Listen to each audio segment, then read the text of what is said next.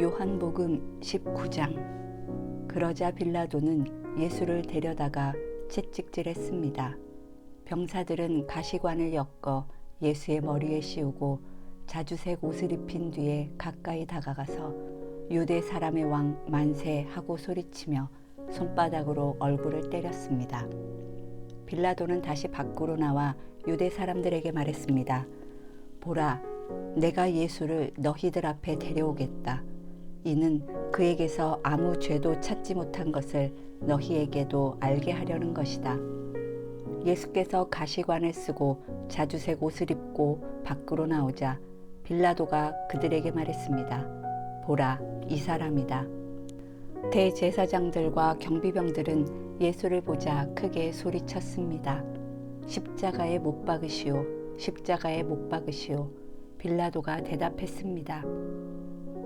너희들이 이 사람을 데려다가 십자가에 못 박으라.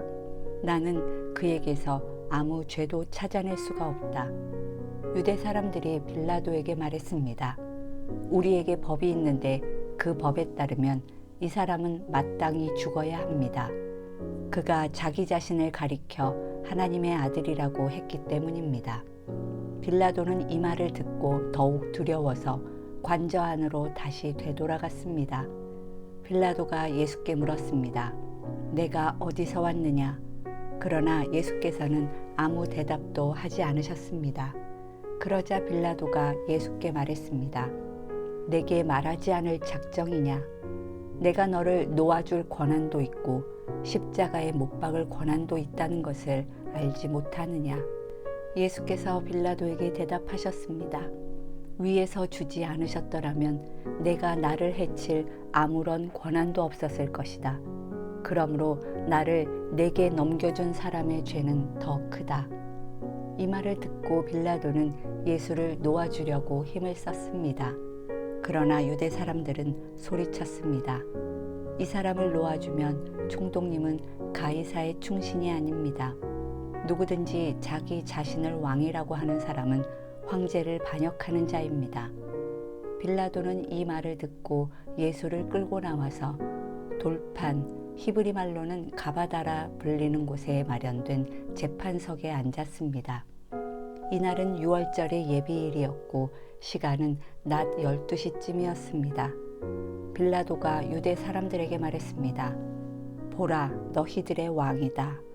그러자 그들이 소리쳤습니다. 없애버리시오, 없애버리시오, 십자가에 못 박으시오. 빌라도가 그들에게 물었습니다. 너희들의 왕을 십자가에 못 박으란 말이냐? 대제사장들이 대답했습니다.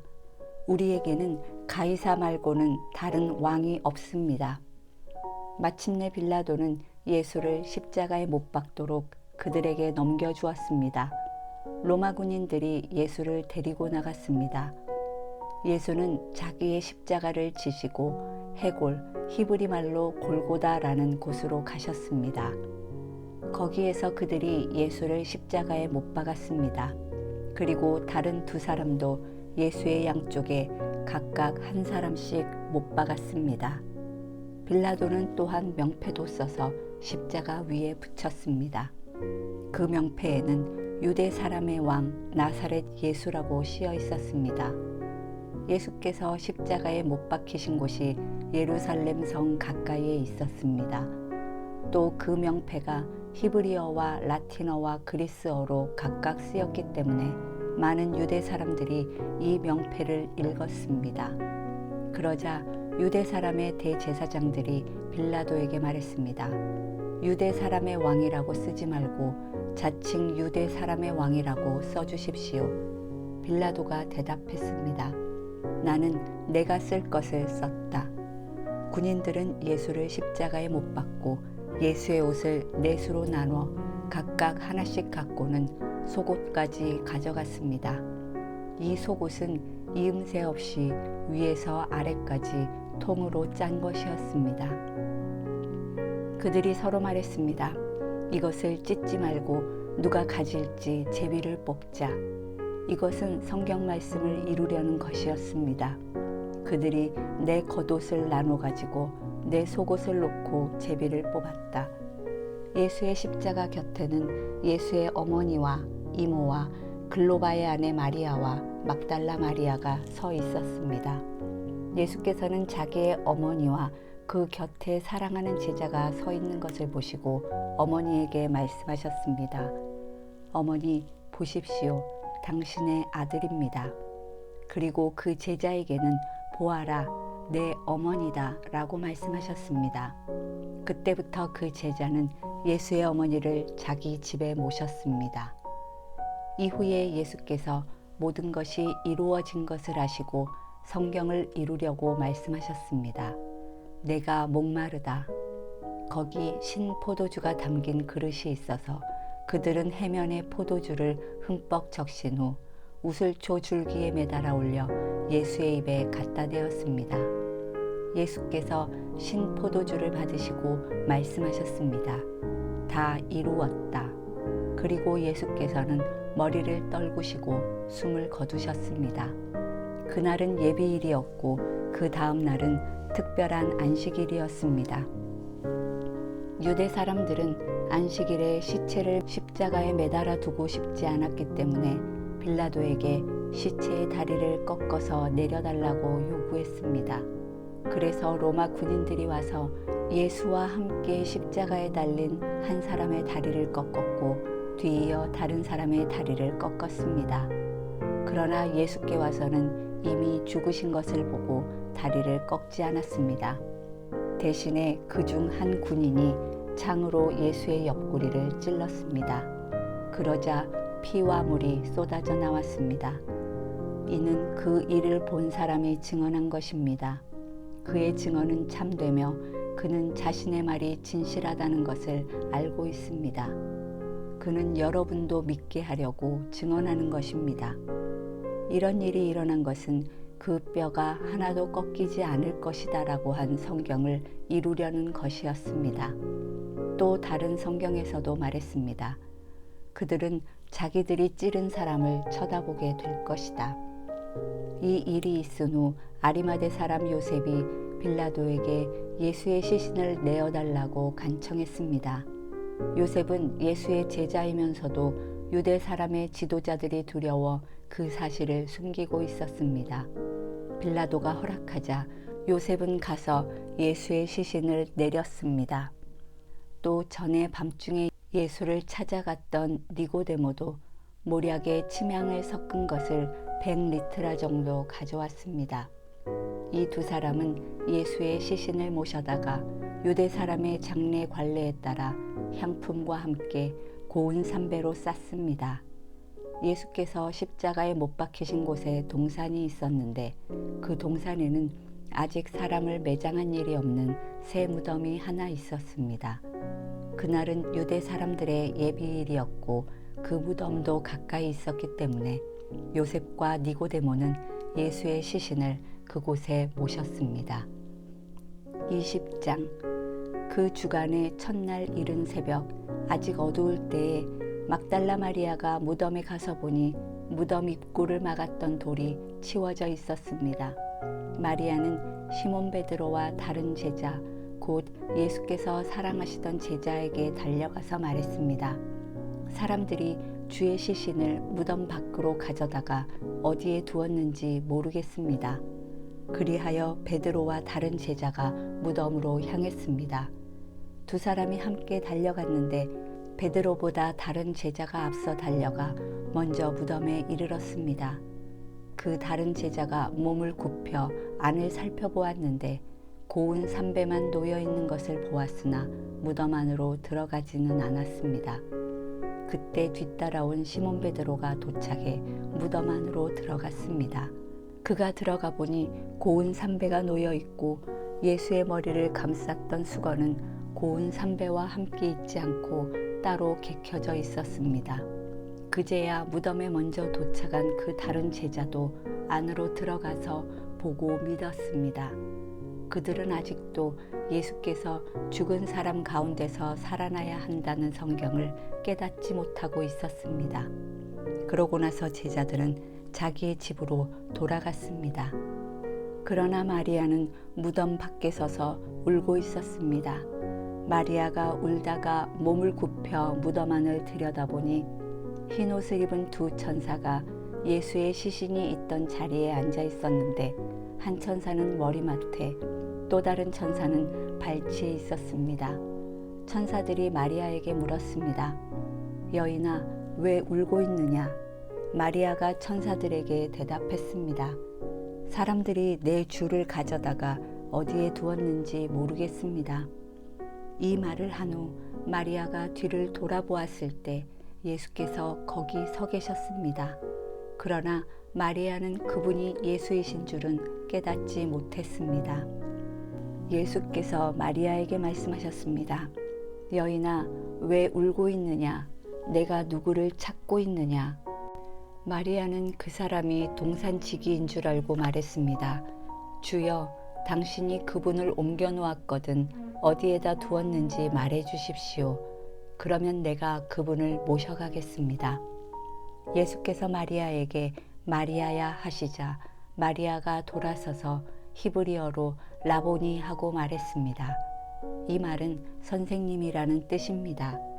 예수께서 마리아에게 말씀하셨습니다. 나를 만지지 마라. 내가 아직 아버지께 올라가지 못했다. 너는 내 형제들에게 가서 내가 내 아버지 곧 너희 아버지 내 하나님 곧 너희 하나님께로 올라갈 것이다 라고 말하여라. 막달라 마리아는 제자들에게 가서 주를 보았다는 것과 예수께서 자기에게 하신 말씀을 전해 주었습니다. 그날 곧 그 주간의 첫날 저녁에 제자들은 유대 사람들을 두려워해 문들을 걸어 잠그고 모여 있었습니다. 그때 예수께서 오셔서 그들 가운데 서서 말씀하셨습니다. 너희에게 평강이 있을지어다. 이렇게 말씀하신 뒤 예수께서는 제자들에게 자신의 손과 옆구리를 보여주셨습니다. 그러자 제자들은 주를 보고 기뻐했습니다. 예수께서 제자들에게 다시 말씀하셨습니다. 너희에게 평강이 있을지어다. 아버지께서 나를 보내신 것처럼 나도 너희를 보낸다. 이 말씀을 하시고 나서 제자들을 향해 숨을 내쉬며 말씀하셨습니다. 성령을 받으라. 만일 너희가 누구의 죄든지 용서하면 그 죄는 사함받을 것이요 용서하지 않으면 그 죄는 그대로 있을 것이다. 12 제자 중 하나인 디두모라 불리는 도마는 예수께서 오셨을 때에 제자들과 함께 있지 않았습니다. 그래서 다른 제자들이 그에게 우리가 주를 보았소 하고 말했으나 도마는 그들에게 내가 내 눈으로 그분의 손에 있는 못자국을 보고 내 손가락을 그 못자국에 넣어보며 내 손을 그분의 옆구리에 넣어보지 않는 한 나는 믿을 수 없소 하고 말했습니다. 8일 후에 예수의 제자들이 다시 그 집에 모였고 도마도 그들과 함께 거기 있었습니다. 문이 잠겨 있었는데 예수께서 들어와 그들 가운데 서서 말씀하셨습니다. 너희에게 평강이 있을지어다. 그러고 나서 예수께서 도마에게 말씀하셨습니다. 내 손가락을 이리 내밀어 내 손을 만져보고 내 손을 내밀어 내 옆구리에 넣어보아라. 그리고 믿음 없는 사람이 되지 말고 믿는 사람이 되라. 도마가 예수께 대답했습니다. 내 주이시며 내 하나님이십니다. 그러자 예수께서 도마에게 말씀하셨습니다. 너는 나를 보았기 때문에 믿느냐? 보지 않고도 믿는 사람은 복이 있다. 이 책에는 기록되지 않았지만 예수께서는 제자들 앞에서 다른 많은 표적들을 행하셨습니다. 그러나 이것들이 기록된 목적은 여러분들로 하여금 예수가 그리스도이시며 하나님의 아들이심을 믿게 하고 또 믿어서 예수의 이름으로 생명을 얻도록 하기 위함입니다. 21장. 그 후 예수께서는 디베랴 바다에서 제자들에게 다시 자신을 나타내셨는데 그 나타내심은 이러합니다. 시몬 베드로, 디두모라고 하는 도마, 갈릴리 가나 사람인 나다나엘, 세베대의 두 아들들, 그리고 다른 두 제자가 함께 있었습니다. 시몬 베드로가 그들에게 나는 물고기를 잡으러 가겠소 하고 말하자 그들이 우리도 같이 가겠소 하고 말했습니다. 그들은 나가서 배를 탔습니다. 그러나 그날 밤 그들은 물고기를 한 마리도 잡지 못했습니다. 날이 밝아올 무렵 예수께서 바닷가에 서 계셨으나 제자들은 그분이 예수이신 줄 알아보지 못했습니다. 예수께서 제자들에게 얘들아 물고기를 좀 잡았느냐 하고 물으시자 그들은 한 마리도 잡지 못했소라고 대답했습니다. 예수께서 제자들에게 말씀하셨습니다. 그물을 배 오른편에 던져보라. 그러면 물고기가 잡힐 것이다. 제자들이 그물을 배 오른편에 던지자 물고기가 너무 많이 걸려 그물을 배 안으로 들어 올릴 수가 없었습니다. 예수께서 사랑하시던 제자가 베드로에게 말했습니다. 주이시다. 시몬 베드로는 주이시다라는 말을 듣자마자 벗어두었던 겉옷을 몸에 걸치고 물로 뛰어들었습니다.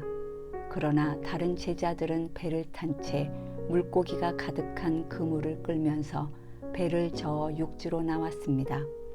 배가 바닷가에서 약 200규빗 정도밖에 떨어져 있지 않았기 때문입니다. 제자들이 육지에 도착해서 보니 숯불을 피워놓았는데 숯불 위에는 생선이 놓여 있었고 빵도 있었습니다. 예수께서 제자들에게 말씀하셨습니다. 너희가 방금 잡은 생선을 좀 가져오라. 시몬 베드로가 배에 올라 그물을 육지로 끌어내렸습니다. 그물 안에는 큰 물고기가 153마리나 들어 있었습니다. 물고기가 이렇게 많았는데도 그물은 찢어지지 않았습니다. 예수께서 제자들에게 말씀하셨습니다. 와서 아침을 먹으라. 다들 그분이 주이신 줄 알고 있었기 때문에 제자들 중 감히 그분께 누구십니까? 라고 묻는 사람이 없었습니다. 예수께서 오셔서 빵을 가져다가 제자들에게 나눠주셨고 이와 같이 생선도 주셨습니다. 예수께서 죽은 사람들 가운데서 살아나신 뒤 제자들에게 나타나신 것은 이것이 세 번째였습니다. 그들이 아침 식사를 끝마치자 예수께서 시몬 베드로에게 말씀하셨습니다. 요한의 아들 시몬아, 내가 이 사람들보다 나를 더 사랑하느냐? 베드로가 말했습니다. 예, 주여, 제가 주를 사랑하는 것을 주께서 아십니다. 예수께서 베드로에게 말씀하셨습니다. 내 어린 양떼를 먹여라. 예수께서 베드로에게 다시 말씀하셨습니다. 요한의 아들 시몬아, 내가 나를 사랑하느냐? 베드로가 예수께 대답했습니다. 예, 주여, 제가 주를 사랑하는 것을 주께서 아십니다. 예수께서 베드로에게 말씀하셨습니다. 내 양떼를 쳐라. 예수께서 베드로에게 세 번째로 말씀하셨습니다. 요한의 아들 시몬아, 내가 나를 사랑하느냐?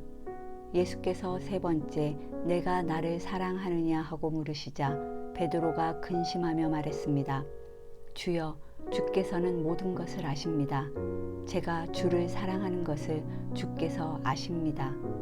예수께서 베드로에게 말씀하셨습니다. 내 양떼를 먹여라. 내가 진실로 진실로 내게 말한다.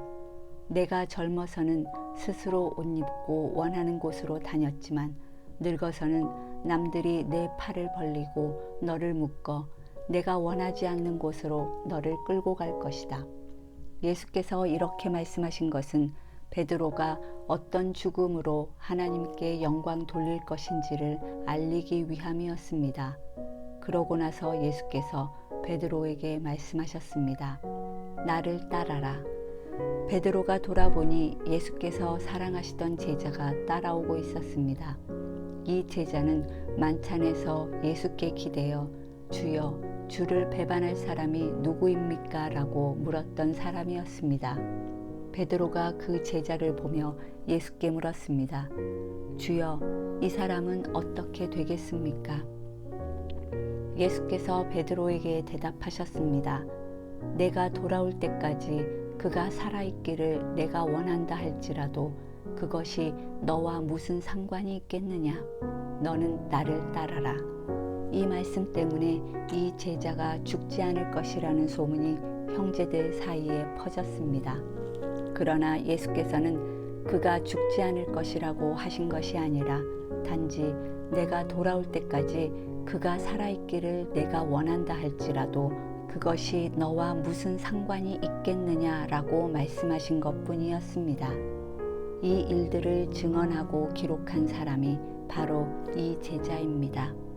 우리는 그의 증언이 참되다는 것을 알고 있습니다. 이 밖에도 예수께서 행하신 다른 일들이 많이 있으나 그 모든 것을 낱낱이 다 기록한다면 이 세상이라도 그 기록한 책들을 다 담아두지 못할 것입니다. 요한복음 통독을 마쳤습니다. 수고하셨습니다.